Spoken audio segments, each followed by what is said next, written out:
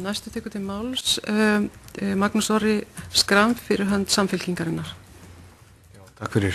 Það stefna Samfylkingarinnar að koma íslenskum heimilum undan oki verðtryggingar en jafn einkennilegt að það hljómar og þessi skýrsla hefur nú sýnt fram á það að við óbreytta stöðu myndi afnám verðtryggingar verða íslenskum heimilum ekki til hagsbóta. Því greiðslubyrðin er mjög há við uppaflántöku, greiðslubyrðin er sveiflukend, íslensk heimilum myndi búa við hærri vexti, sömuleiðis eins og áður hefur komið fram þó nokkur áhrif á sparnað landsmanna.